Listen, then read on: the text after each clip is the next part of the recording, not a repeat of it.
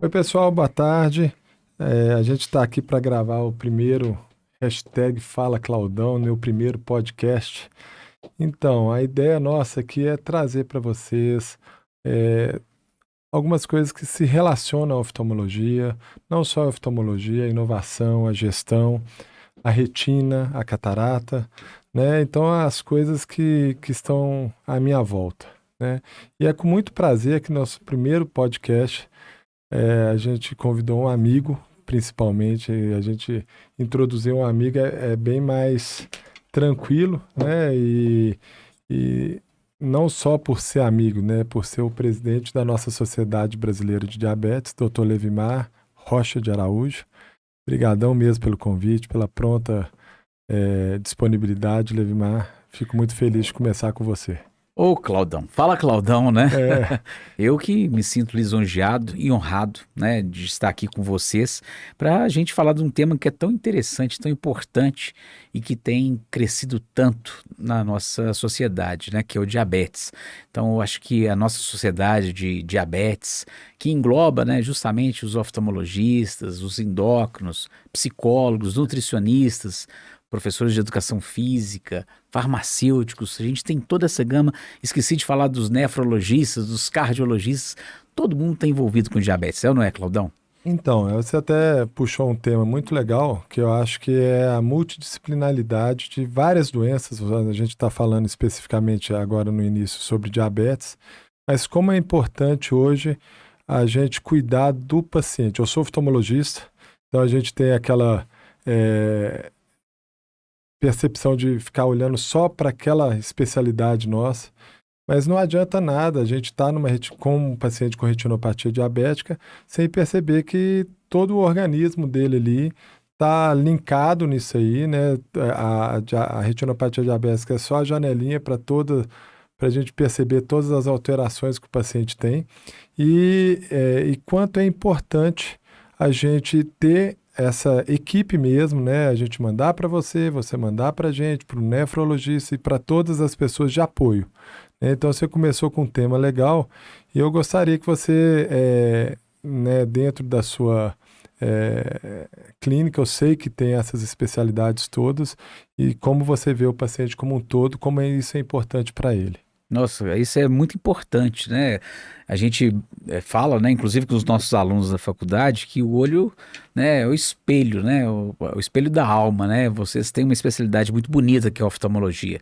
E através do exame do fundo de olho, vocês conseguem, né, detectar alterações no próprio rim, né? Então, muitas vezes a gente sabe que essa interdisciplinaridade, até vou mudar o nome multidisciplinaridade, ela é fundamental no paciente com diabetes.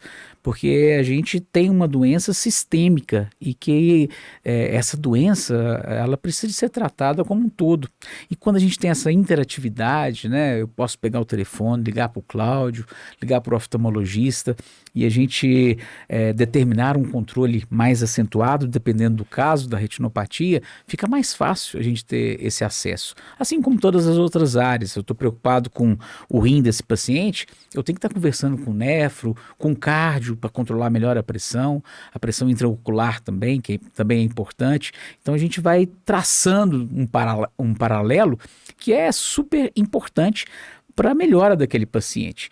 Mas a gente não pode acolher só o paciente, né, Cláudio? Você que é uma pessoa muito sensível, muito humana, a gente tem que lembrar que esse paciente ele tem uma família. Ele tem um pai, ele tem uma mãe, ele tem uma esposa, um cônjuge, né? Que ele precisa de ter aquele apoio familiar também. Então, o acolhimento da família como um todo também é muito importante no controle desse diabetes. E aí você pega um ponto que eu acho importantíssimo nesse controle do diabetes, né, que são os hábitos do diabético. Então, a primeira consulta, eu tenho a tendência a ser um pouquinho mais generalista, né? Então, eu converso com ele sobre os hábitos, né? E isso você trazendo a família. A gente também começa a mostrar para a família a importância de algumas mudanças, porque nem sempre, algumas famílias, a família inteira é diabético, fica até, entre aspas, mais fácil da gente poder levá-los a essa consciência. Agora, quando é um só, né, uma pessoa que veio de uma família diabética, está casado com os filhos ainda não são diabéticos, ainda se torna mais difícil essa mudança de hábitos. Então, hoje a gente fala muito nisso, né? Na questão de começar um tratamento mudando os hábitos. Porque sem a mudança de hábitos fica muito difícil. Ainda mais aqui no Brasil, que a gente sempre quer dar um jeitinho, e esse jeitinho para o diabético, ele é importante que seja voltado para o controle glicêmico, né? Perfeito. Então eu falo com os pacientes, falo, olha, é, se você tem o hábito de no final de semana ir em festas e nessas festas você não pode, é quase uma ofensa você não tomar uma bebida alcoólica, você não comer a mais, por que ir?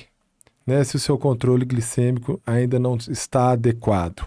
Após, nós vamos conversar um pouquinho como que nós vamos também facilitar a vida dos diabéticos, deixando eles fazerem quase tudo ou tudo, né? Eu acho que tudo. Mas eu acho que nesse começo a gente precisa trazer a tranquilidade de novos hábitos, né? Acho que você fala muito nisso, né? Sim, mudança de hábitos sempre é difícil mudar o hábito, né? Mas ele é necessário, né? Se eu estou diante de uma patologia que me impõe essa situação, a gente tem que fazer essa mudança. E quando essa mudança é acompanhada pela família, ela se torna mais fácil, né? Não adianta, a gente tem alguns estudos em relação à obesidade, o diabetes caminha muito com a obesidade, e a gente aqui no backside, a gente estava falando sobre, né, sobre essa questão da obesidade, Cláudio. Então, a mudança tem um estudo que mostra que o obeso normalmente tem outro amigo que também tem problema de peso, tem sobrepeso. Então, quando você muda os hábitos, o amigo também muda, né? Então, imagina dentro da família, que a convivência é mais próxima ainda, né? Então, tem que ser mudado todo o ambiente. Não é que todo mundo vai ficar diabético ali na casa, né? Mas adquirir hábitos mais saudáveis.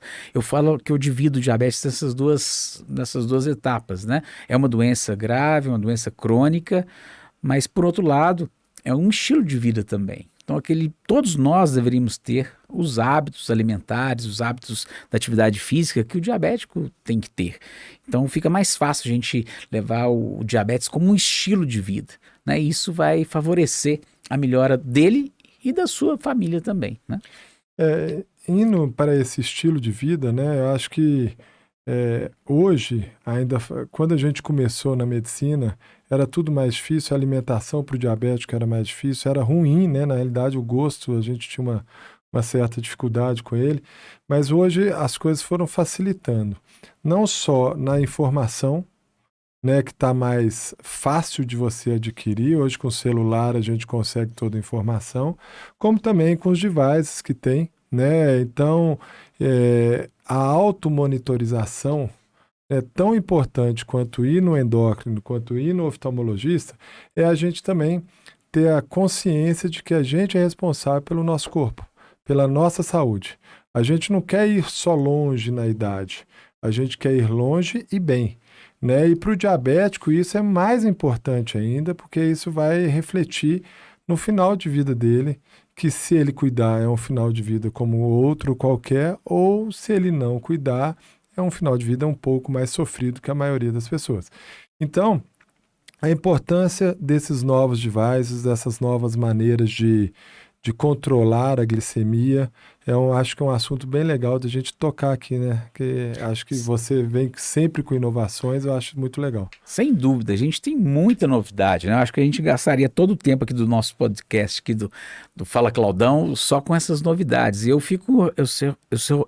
realmente sou entusiasta da tecnologia e da inovação, né? Você tocou num ponto muito interessante, que é o comprometimento do paciente. Isso é fundamental. Então, hoje, com as redes sociais e com os devices que você comentou, a gente tem uma série de questões que a gente pode melhorar esse controle, né? Por exemplo, eu consigo monitorizar um paciente meu que está aqui, está na China, está no Japão, né? Ou está aqui em Ibirité, aqui ao lado. A gente coloca um aplicativo, né, no braço, né? Vai ser hoje só tem um, né, que é o Freestyle Libre, mas eles já estão indo para o número 3 já, que é bem menorzinho. Então está chegando aqui no Brasil ano que vem esse número 3, que ele também vai soar um alarme quando a glicose estiver alterando. E o paciente pode olhar isso pelo seu smartphone e eu recebo esses valores que ele está monitorizando no meu consultório, no meu celular também. E os pais também podem monitorizar as suas crianças, né, os seus filhos, à distância. Então a criança está na escola, está alimentando e ele está vendo quanto está a glicemia dele. Hoje nós trouxemos, e semana passada nós já instalamos no consultório 6 bombas novas, né, que são as bombas de infusão de insulina, que estão chamando de pâncreas artificial, que ela tem a condição de controlar tanto a hipoglicemia, que é a queda da glicose, quanto a hiperglicemia, que é o aumento da glicose. Então a tendência de ficar mais na faixa no alvo, que a gente chama time range, né, que é o tempo no alvo. Então, a gente estabelece entre 70 e 180 de glicose para ele não passar desses valores, impedindo também, Cláudio, a variabilidade glicêmica, que é ter uma hora a glicose de 30, aí tem uma hipoglicemia, depois ela vai para 300. Isso é muito ruim, inclusive para o olho, né? Para a retina, para a saúde desse paciente. Então, ele monitorizar faz parte do tratamento, né? Eu falo que o tratamento é igual essa cadeira que nós estamos sentados, ela tem 4 pés. Um pé é a medicação, um pé é a alimentação, um pé é a atividade física e o quarto pé eu chamo de educação, que é isso que nós estamos falando. A importância desse paciente estar comprometido com o seu tratamento. Eu tive a oportunidade de usar o Libre, né? E é interessante para vocês diabéticos e não só para as pessoas diabéticas, para o controle glicêmico de um paciente normal também, a compreensão de que alguns alimentos afetam mais umas pessoas do que outras. Então é interessante porque algumas coisas que eu achava que era super, que aumentaria muito a glicemia, aumentou menos, e outras coisas aumentavam mais minha glicemia. Isso é muito individualizado, né? Acho que é muito legal você passar isso para o paciente, que aí vem o início da conversa, eu trazendo assim, o paciente pode se alimentar de tudo, só tem que saber controlar a glicemia de acordo com o que ele come. Então, como é que é essa questão assim? Realmente tem essa variabilidade de pessoa para pessoa? Realmente um macarrão vai fazer muito mal para um e não tão mal para outro? Uma fruta, muitas vezes, alguns aceitam algumas frutas, outros não? Ou isso é lenda? Como é que é isso? Não, na verdade, a gente sabe que alguns alimentos eles têm um índice glicêmico mais elevado, né? Então vai depender muito da absorção de cada indivíduo, no sentido de, por exemplo, se é um paciente que já tem a chamada gastroparesia, né? Ele tem um déficit de absorção, então ele vai ter uma complicação. Então é importante o paciente saber o que o afeta mais.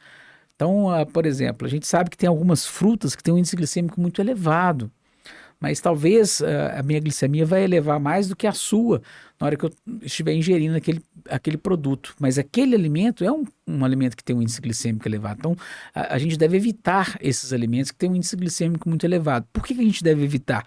Porque ele vira açúcar muito rápido e a gente não tem nenhuma insulina, nenhuma medicação que tenha esse efeito tão rápido assim.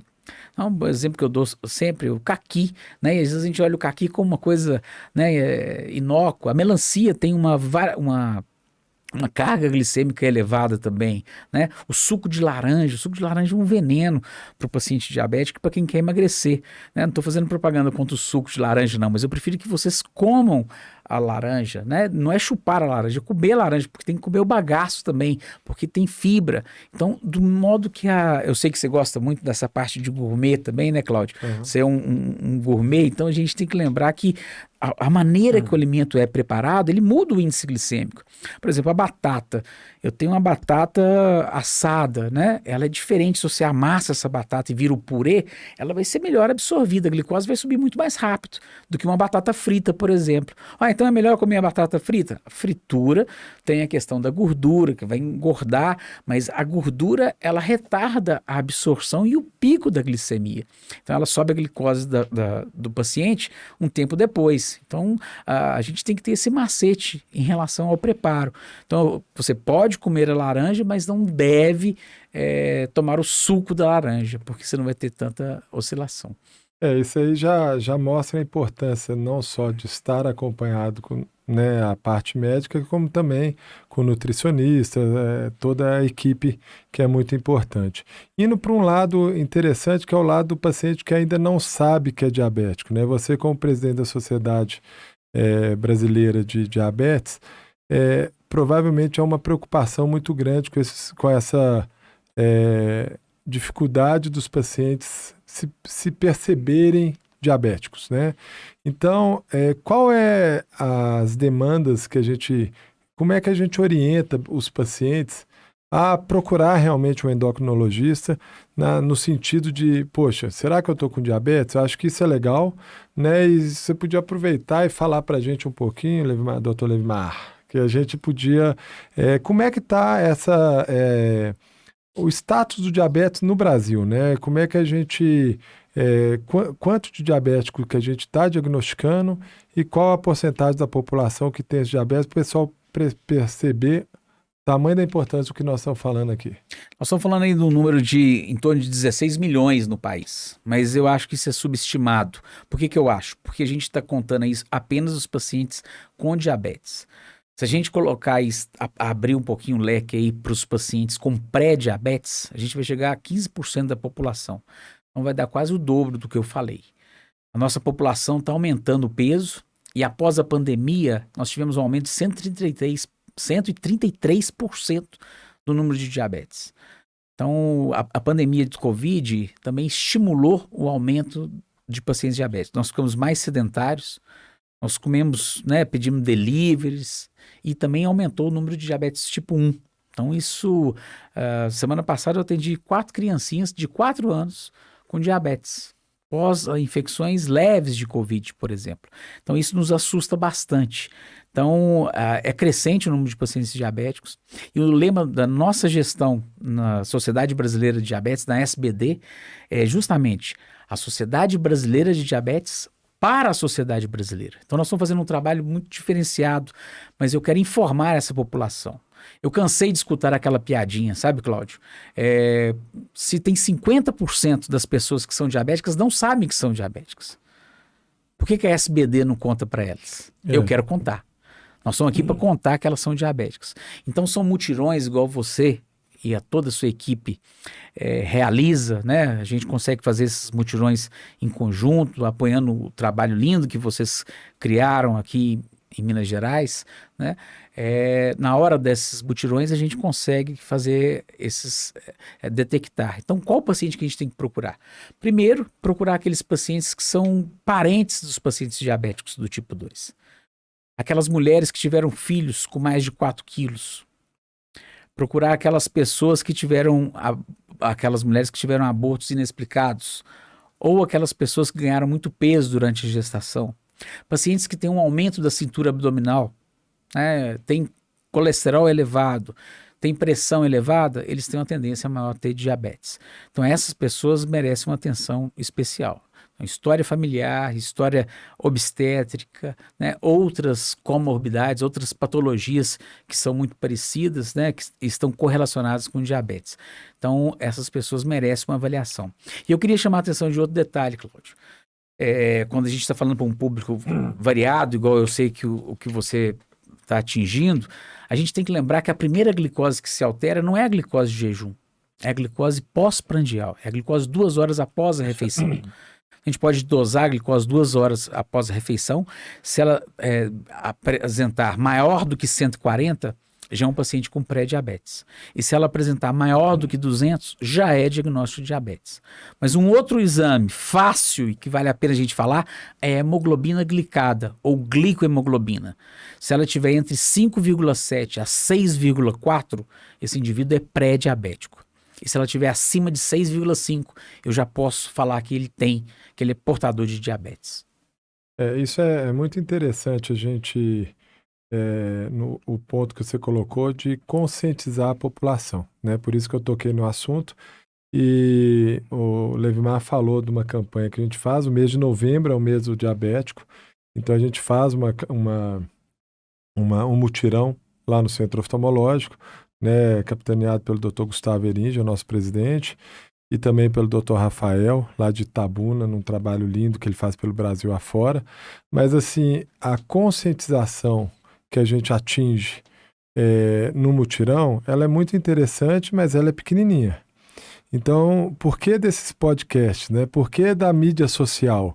Então, tocando um pouquinho no assunto, né, acho que hoje a gente atinge uma população muito maior, né, eu consigo, sem precisar investir muito, eu consigo atingir uma população muito maior.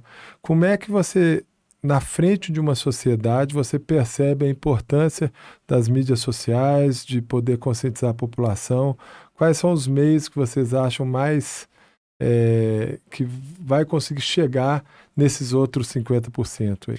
Nós estamos fazendo uma série de eventos, né? Não só eh, eventos presenciais, como o que você comentou das redes sociais. Nós criamos essa gestão TikTok, que eu estou atingindo jovem, né? A gente tem um Instagram que é o Diabetes SBD, né? Um Instagram que tem mais de 78 mil pessoas já. Compramos uma plataforma, então todos os cursos da SBD serão nessa plataforma. Eu estou criando um núcleo para pacientes dentro da própria SBD. Vai ser a primeira sociedade médica que vai ter um núcleo de pacientes. Eu estou voltando com a revista da SBD, que você vai receber no seu consultório. Então, você, como oftalmologista, pode ser um associado da SBD, né? Então, você vai estar recebendo isso no seu consultório, o paciente vai estar recebendo isso no consultório, com essas informações. Então, isso atinge os pacientes, atinge um público gigantesco e um público que está correlacionado com diabetes.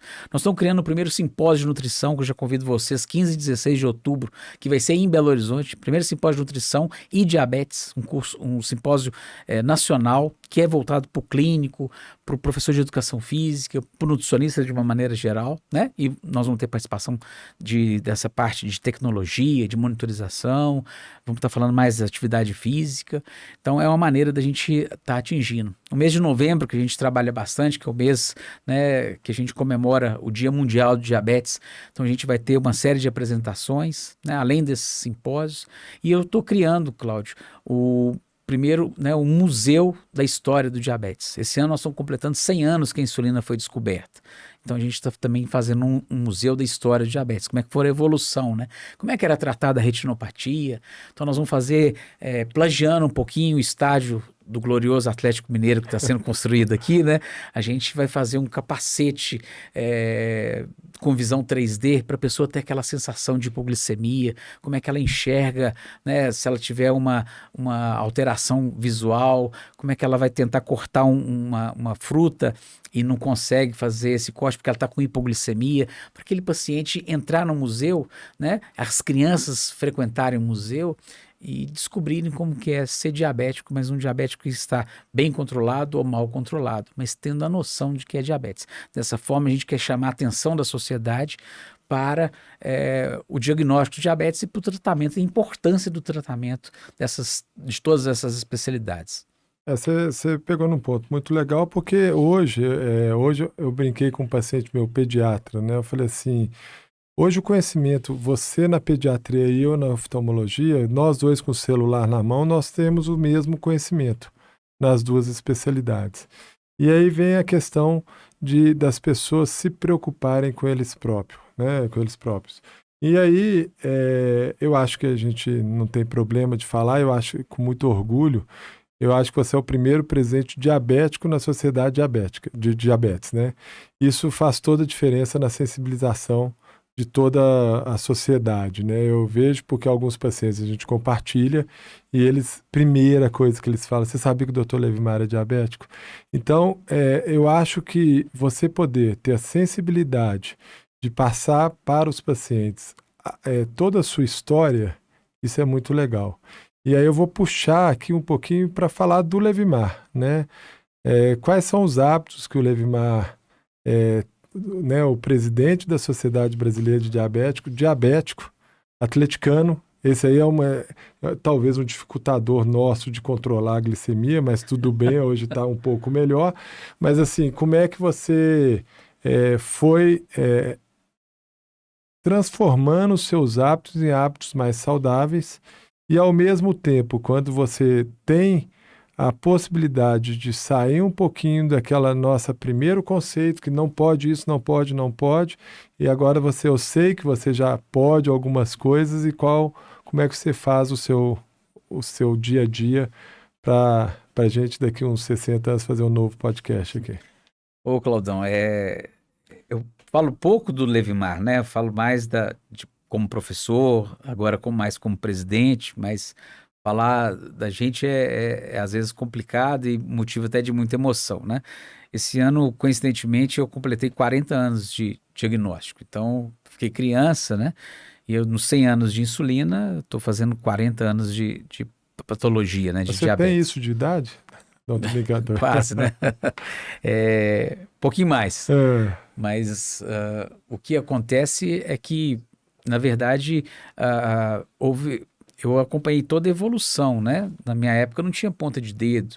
Quando eu tive o diagnóstico, não tinha ponta de dedo. A gente internava, eu fiquei um mês internado no Hospital da Previdência. Então, meus pais não tinham nenhum conhecimento, né? Os dois são professores, mas tinham pouco conhecimento, né? Diabetes do tipo 1.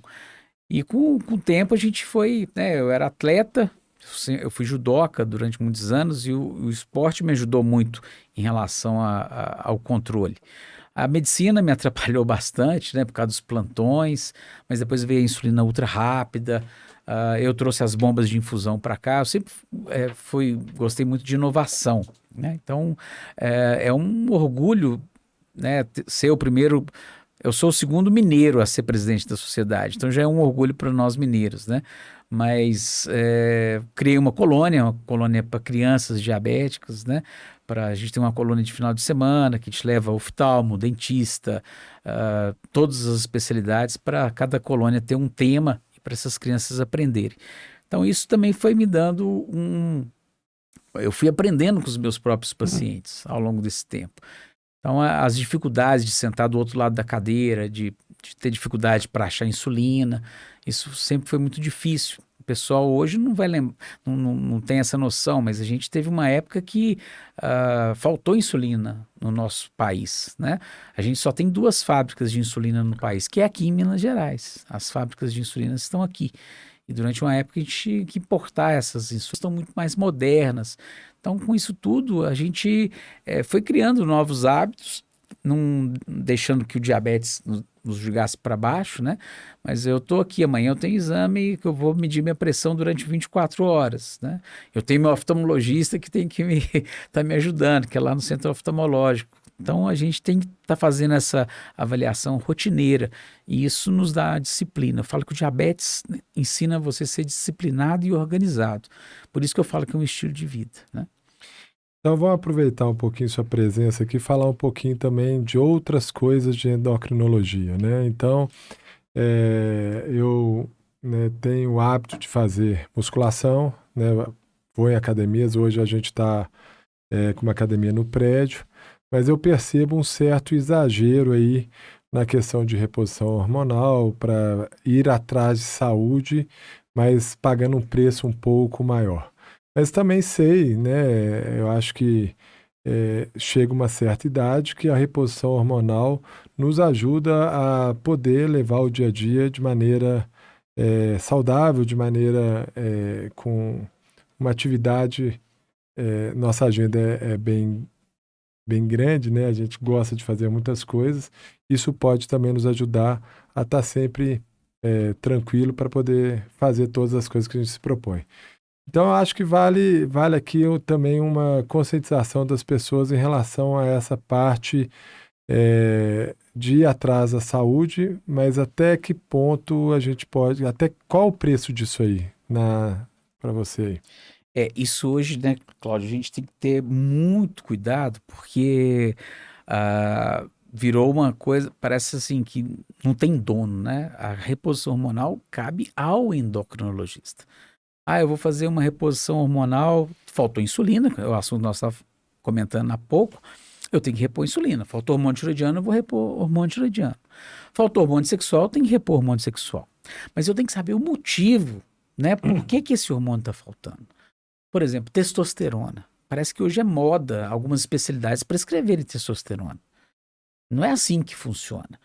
Um indivíduo jovem, igual você, por exemplo, Se a testosterona estiver baixa, eu tenho que procurar a causa. Uma resistência à insulina pode ser a causa. Um aumento da prolactina pode ser a causa. O uso de um antidepressivo pode ser a causa. Então vamos buscar a causa primeiro para depois fazer essa reposição. E uma reposição com cuidado, sem exagero.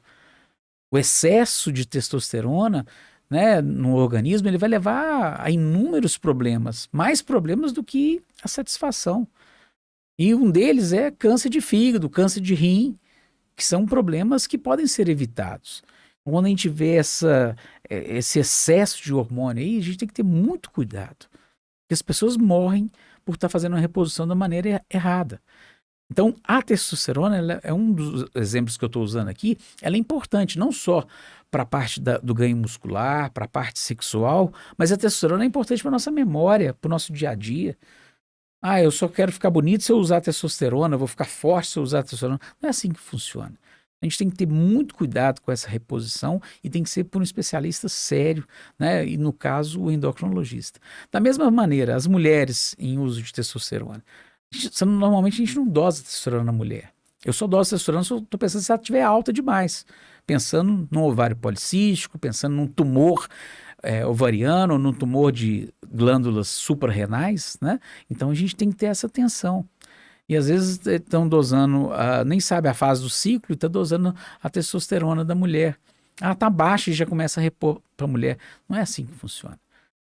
A gente sabe que o hormônio masculino, né, que é a testosterona, a mulher também tem testosterona, ela dá a libido para a mulher, mas o estrógeno que ela tem vira testosterona.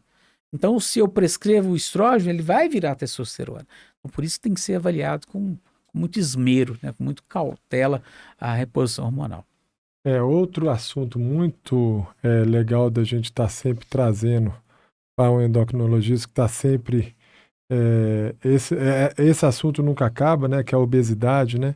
Eu acho que até que ponto, né, um excesso de peso vai fazer mal ao paciente, né? Eu te falo porque sempre quando você consegue diminuir meu peso, a minha disposição aumenta para tudo, né?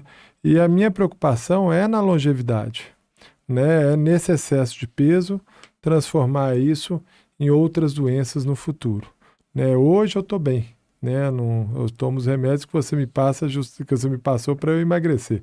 Mas, ao mesmo tempo, que isso vai refletir lá na frente, né? Eu acho que isso é interessante passar para as pessoas, não é só o hoje, né? O hoje não, me sinto bem com a minha barriguinha, não tem problema não. Tem uns que até brinca que ela custou bem caro, né? Ela trouxe um investimento muito grande. Mas isso não vale a pena realmente tratar essa barriguinha, não vale a pena a gente estar bem, não só para a disposição, mas também para essa longevidade que a gente quer? Ótima colocação, Cláudio. Há 15 anos, a obesidade não era considerada doença. Né? Então, a gente hoje, na hora que você está falando da barriguinha, nós temos dois tipos, né, de obesidade dessa distribuição de forma. A obesidade androide, que é tipo maçã, e a obesidade ginoide, que é tipo uma pera. Essa obesidade ginoide, que a pessoa só aumenta, né, o culote, o quadril, ela não faz tanto mal para o organismo. Não, pode fazer mal do ponto de vista estético, mas a gordura abdominal, ela leva a 69 outras complicações. Então, a obesidade está relacionada à apneia, então dormir mal, roncar, né? Ela está relacionada a dores articulares, mas a gordura intrahepática, gordura dentro do fígado, que a gente leva a uma esteatose. Então, essa esteatose depois ela pode virar uma esteatohepatite, de esteatohepatite virar uma cirrose e virar um hepatocarcinoma, que é um câncer de fígado. Então, isso tudo está correlacionado com a obesidade. A obesidade está relacionada a vários tipos de câncer, inclusive câncer de intestino. A obesidade está relacionada a diabetes, a dislipidemia, aumento do colesterol. Então, tratar a um índice maior de infarto e doenças, né, cardiovasculares de uma maneira geral, a doenças né, cerebrais, por exemplo, um AVC, um acidente vascular cerebral, o famoso derrame do paciente. Então, tudo isso está correlacionado à obesidade. A gente escutava isso, eu tenho obesidade, mas meus exames são tudo normais. E são normais agora, mas isso vai se modificar no futuro. É bom você tocar nesse assunto do agora, né? você cuidar da sua glicemia, né? Você cuidar, é, de, no geral, nos hormônios todos, né? Existe é, como é que a gente pode falar que alguns pacientes me perguntam para a gente poder responder aqui para eles? A questão de é, quanto que uma glândula normal, um pâncreas, uma tireoide, entre outras que a gente tem, ela está preparada para ela estar sempre produzindo por 80 anos, 90 anos, 120 anos, e aí a gente agora já está pensando na pessoa que não vai morrer, né? E aí? Né? Outro dia eu fui numa palestra e me falaram que uma pessoa de 200 anos já nasceu. Eu acho até que sou eu. Mas o Levimar vai precisar me ajudar muito para eu chegar nos 200 anos com bastante saúde, né? Amém, que você chega aos 200, 250 e todos nós estão aqui assistindo, né? E o pessoal que está gravando e está rindo aqui pra gente, mas a longevidade com saúde, né, Cláudio? Isso aí que você está colocando que é mais importante. Eu não quero viver 200 anos mal, não. Eu prefiro viver 80 anos muito bem, e é isso que a gente tem que cultivar, os exames, né? Eu preciso de oftalmologista de 6 em 6 meses, eu preciso de ir no endócrino de 3 em 3 meses, eu preciso de ir ao dentista, o diabético eu peço para ir a cada 3 meses, porque o diabético não tem cárie, né? Porque ele não come açúcar, mas ele tem problema de gengiva, ele tem mais tártaro, por causa da própria mineralização que é formada pelo tártaro. Então, essa pergunta sua de viver 200 anos é prevenção. Não é criar, né? Eu tenho que usar 50 vitaminas por dia. Não é assim que funciona. Então, você me fez uma pergunta. Quanto, por exemplo, eu produzo de insulina, um indivíduo sem diabetes? Em torno de 50 unidades. Mas eu até brincava que tinha um professor lá da cadeira que eu faço parte na faculdade, né, que é a fisiologia, que ele falava que o paciente, ou ele tem, não é aquele paciente que é magro ou que é obeso, né, é o paciente que tem mais ou que tem menos insulina. Aquele indivíduo que tem menos insulina, ele é mais magro. E aquele que tem mais insulina, ele é mais resistente à insulina, ele é mais gordinho, por causa do excesso de insulina. A insulina é o maior anabolizante que nós temos.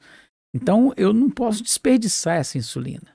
Se eu ganho cintura abdominal, eu diminuo os receptores para essa insulina no meu abdômen. Então eu tenho que ir produzindo mais insulina, e a insulina retém sódio. Se eu estou retendo sódio, eu aumento a minha pressão, então eu causo hipertensão, eu aumento a gordura no fígado. Então é todo um complexo. Você pode pesar 200 quilos, não tem problema, mas que você não tenha essa cintura abdominal aumentada. Né? Então, muitas vezes a gente usa sempre aqueles parâmetros, puxando para o lado da obesidade que você falou, do índice de massa corporal. Ele é para trabalhos estatísticos, né? Peso sobre a altura ao quadrado do indivíduo, para grandes estudos populacionais. Mas, por exemplo, se eu pegar o Mike Tyson, por exemplo, né, o Evander Holyfield, esses caras vão ser considerados obesos nessa fórmula de índice de massa corporal. Mas ele tem um percentual de gordura muito pequeno. Ele é massa muscular. Então, o peso, de uma maneira geral, não é o mais importante para a gente.